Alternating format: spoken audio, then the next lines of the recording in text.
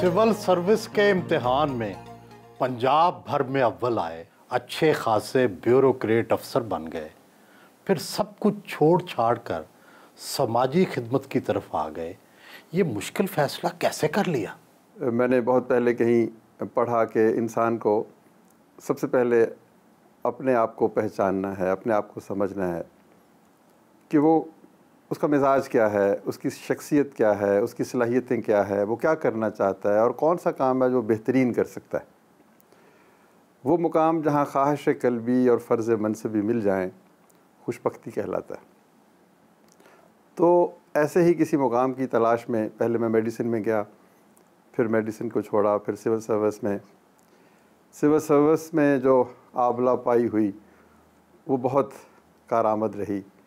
लेकिन बहरहाल ये लगा कि मेरा जो दिल है वो देहातों में है, पंचायतों में है, गली कूचों में है, टूटी फूटी बस्तियों में है और उन लोगों के साथ ज़्यादा धड़कता है जिनके ख्वाब पूरे नहीं होते।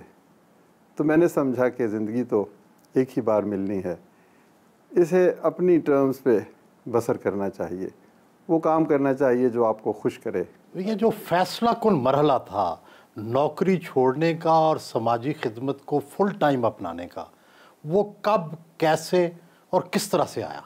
सुहेल साहब, ये मरहला, ये फ़ैसला एक लम्हे में नहीं होता, हादसा एकदम नहीं होता, वक्त करता है परवरिश बरसों।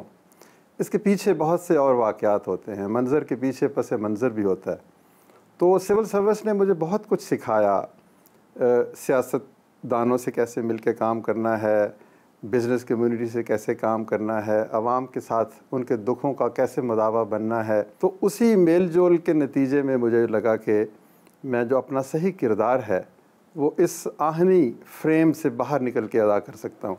क्या इस फैसला करने में घर वाले रोक टोक करते थे, दोस्त समझाते थे ना करें या करें? वो क्या कहा बुल्ले शाह ने कि बुल्ले नू समझावन आइयाँ, बहना ते भर जाइयाँ। तो दोस्तों ने रोका, ज़माने ने रोका। आपको इल्म है कि हम जिस मुआशरे में रहते हैं ये बड़ा ज़ालिम मुआशरा है, इसमें तो कोई पटवारी की नौकरी नहीं छोड़ता। तो कोई भी मेरे घर में मेरा हम ख्याल नहीं था सिवाय मेरी अहलिया के। उसको मुझ पर एतमाद था, उसको यकीन था कि मैं जो फ़ैसला करूँगा वो मेरे लिए और घर के लिए और सब अहले खाना के लिए अच्छा होगा। गालिब ने भी तो कहा ना कि ईमान मुझे रोके है तो खींचे है मुझे कुफ्र, काबा मेरे पीछे है कलीसा मेरे आगे। माइक्रो फाइनेंस की सबसे बड़ी एनजीओ अखुवत फाउंडेशन के सरबराह हैं। आप देते तो गरीबों और नादारों को बिलासूद कर्जे हैं, मगर आप पाकिस्तान के सबसे अमीर तरीन आदमी हैं। 1000 अरब रुपए जमा कर चुके हैं। जी ऐसा ही है। इसको देखिए, ये किसी भी शय को देखने का एक अपना अंदाज़ है। अल्हम्दुलिल्लाह हमने 120 अरब रुपयों के कर्ज़े 30 लाख घरानों को पेश किए। अब ये जो 120 अरब रुपए गए हैं ये मुआशरे में, ये इस इकॉनमी में इन्वेस्ट हुए और इसके नतीजे में दौलत जन्म लेती है। तो वो माहरीन मुआशियात का कहना है कि 120 अरब की इन्वेस्टमेंट से 20 साल में 1000 अरब से ज़्यादा की दौलत जन्म ले चुकी है। और ये सबसे बढ़कर ये कि ये किसी एक शख्स की जेब में नहीं गई, ये 30 लाख घरानों के पास पहुंची। अब फैसला ये करना है कि क्या दौलत अपनी मुट्ठी में बंद हो तो आप अमीर हैं? ऐसा नहीं है। दौलत सबकी है। इस दुनिया में जो कुछ है रब का है और जो रब का है वो सबका है। मैंने और मेरे दोस्तों ने और मेरे साथियों ने मिलकर 30 लाख घरानों से मुआख़ात का जो रिश्ता जोड़ा और ये जो दौलत जन्म ली, अगर उन्होंने सब किया तो ये हमारी है। तो आप देखें, बिल गेट नामी एक शख्स को आप जानते हैं, उसने भी तो 100 अरब कमाने के बाद कहा कि ये दौलत मेरे किस काम की, और सारी की सारी लोगों में तकसीम करनी शुरू कर दी।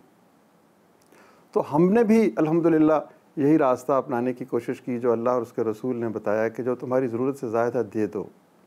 और वो 30 लाख लोगों की जो निगाहों की चमक है और उनके जो हौसले हैं, उनकी जो उम्मीदें पूरी होती हैं, वो भी तो हमारे ही हैं। दुनिया में ग्रामीण बैंक बांग्लादेश के डॉक्टर यूनुस का माइक्रो फाइनेंस में बड़ा नाम है, आपका भी बड़ा नाम है। अगर दोनों का तकाबुल किया जाए तो वो कैसा होगा? वो इस जद्दोजहद में आगे हैं। उन्होंने बहुत पहले ये अलम बुलंद किया था, लेकिन हमने उसके तरीक़ाकार में कुछ बुनियादी तब्दीलियाँ मुतारफ़ करवाईं। हमने इस पूरी तहरीक को सूद से पाक किया और हमने इसमें ये सोचा कि ये मवाख़ात की बुनियाद पर तामीर हो। हमने मस्जिद को और चर्च को और मंदिर को इसका हिस्सा बनाया, हमने रज़ाकारियत को हिस्सा बनाया। यानी जो काम उन्होंने किया उसमें हमने कुछ क्रिएटिव उसमें और चीज़ों का इजाफ़ा किया। तो ये अगला कदम आप कह सकते हैं। उनकी अज़मत अपनी जगह पर बरकरार है, हम तो तिफ़्ल मकतब हैं। ज़हनी अमराज में मुब्तला अफराद के अदारे फाउंटेन हाउस को भी आप ही चलाते हैं। आप अखुवत यूनिवर्सिटी, अखुवत फाउंडेशन के साथ साथ फाउंटेन हाउस के लिए वक्त कैसे निकाल लेते हैं? वसत आ जाती है वक्त में जब आप नेकी का कोई काम करें। मैं बचपन में सुनता था अपनी वालदा से कि खाना थोड़ा भी है, मेहमान आ जाए तो वो कहती थी देखो सब ने खा लिया, खाने में कितनी बरकत आ गई। तो जब आप नेकी का काम करते हैं तो वक्त में बरकत आ जाती है, ये फैल जाता है, ये पूरी कायनात को अपने हिसार में ले लेता है।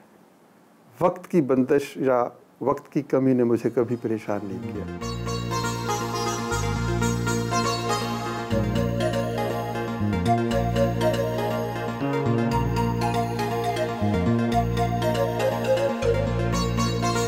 अहलिया के हमरा नाश्ता किया।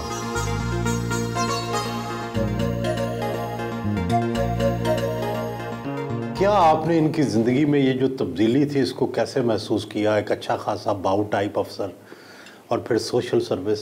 एडजस्ट की इतनी मुश्किल इसलिए नहीं आई थी कि अमजद जब अफसर भी थे ना, उस वक्त भी ये बहुत अच्छे थे। मतलब कोई इनके अंदर वो जो अफसरी वाली चीज़ नहीं थी, तो इसलिए शायद कोई एडजस्टमेंट में कोई सच नहीं आई। हाँ, मतलब एक वो थोड़ा सा सेटबैक तो होता है कि एकदम आपकी वो जो फैसिलिटीज़ होती हैं एकदम आप लेकिन वही मैंने आपको बताया ना कि फ़ेथ इतना ज़्यादा अल्हम्दुलिल्लाह अमजद के ऊपर था कि कभी कोई मैंने फील ही नहीं। सबसे अच्छी बात क्या है इनकी? जब सबसे अच्छी बात उनसे ना, वो इनकी सबसे बुरी बात भी है। बहुत पॉजिटिव है। कोई इनके साथ बुरा भी कर लेगा, कुछ भी कर लेगा, ये कभी किसी को कुछ नहीं कहते और बस अल्लाह से दुआ करते हैं। और वो बुरी इस सेंस में मुझे होता है कि कई दफ़ा ऐसे आप धोखा भी बहुत खा जाते हैं। तो जब धोखा खाते हैं तो आप क्या समझाती हैं? क्यों इतने पॉजिटिव कि आपको मैं कहती थी आप ऐसा ना करें, लेकिन फिर ठीक है। तो बच्चों की जो तालीम और तरबियत है उस पर फिर किसने तवज्जो दी? अमजद। और अभी तक अल्हम्दुलिल्लाह जो बच्चों की गाइडेंस है ना, वो अमजद करते हैं। उनकी अगर जॉब का है या अगर बेटी हमारी फ़राज़ीन वो ऑस्ट्रेलिया में होती है, उसने लॉ किया हुआ है। बेटा भी जुनेद और बेटी दोनों अमजद के साथ। गुस्सा इन्हें किन बातों पर आता है? गुस्सा पहले आता था, अब इतना नहीं आता है। शायद इस वजह पे आता होगा जब मैं ज़्यादा इनकी टेक केयर करती हूँ कि आपने खाने में ये नहीं खाना, आपने ये नहीं खाना, आपने ये नहीं करना। उस पर ज़रा इनको थोड़ा सा गुस्सा आ जाता है कि ऊंचा ऊंचा कौन बोलता है? ऊंचा अमजद।